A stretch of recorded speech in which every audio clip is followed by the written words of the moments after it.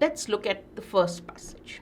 This passage was on goals and impulses, and it said that because human beings are intelligent, they tend to make mistakes. So let's now look at the passage and summarize as we read, which is what you should do for every passage before we attempt the questions.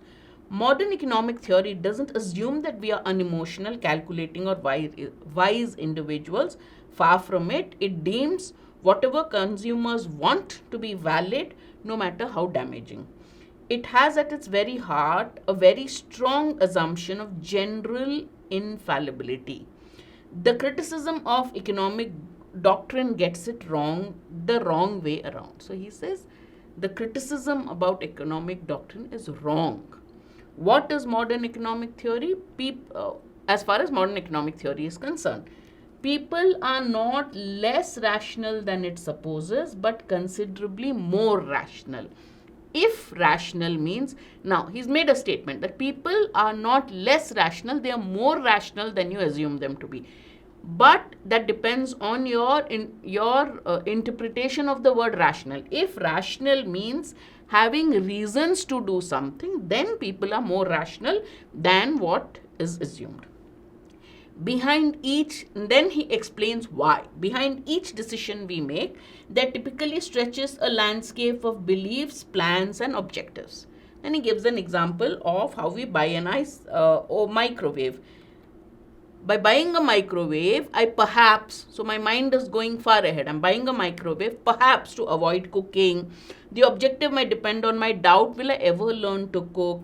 That assumption might depend on whether cooking is a skill that I want to invest time in learning, which might depend on the preconceptions about learning new skills. So there are a series of interconnected thoughts, plans, and objectives behind every action. And the microwave example has been given to tell you how that happens.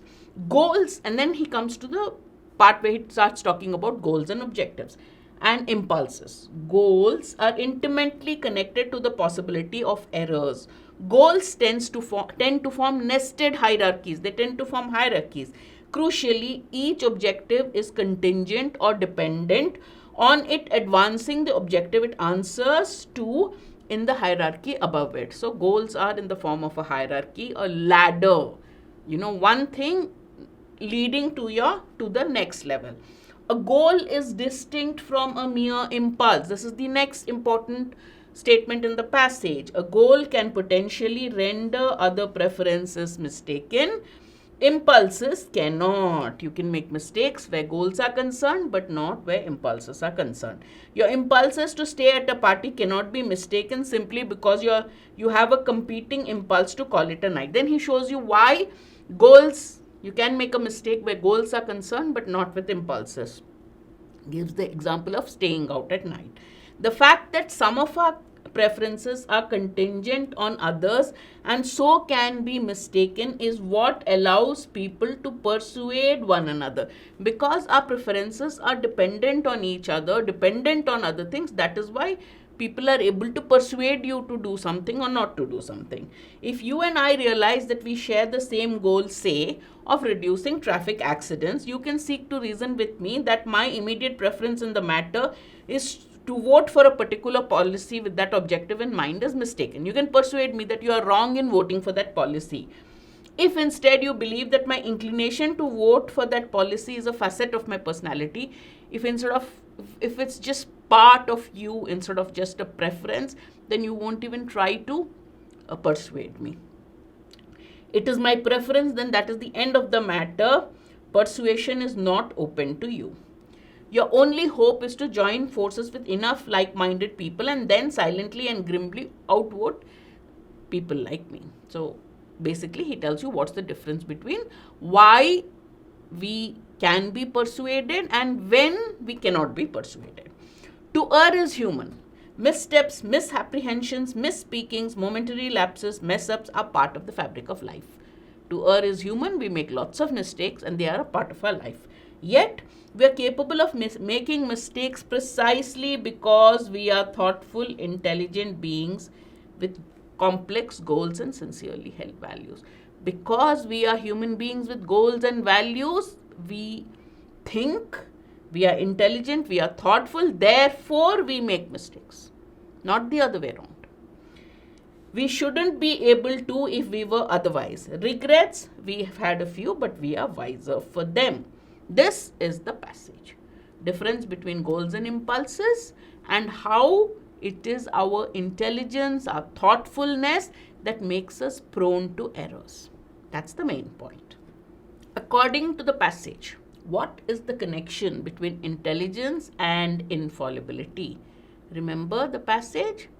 It is because we are intelligent, we tend to make mistakes. Correct? That's what the author has said. Alright, infallibility means perfection.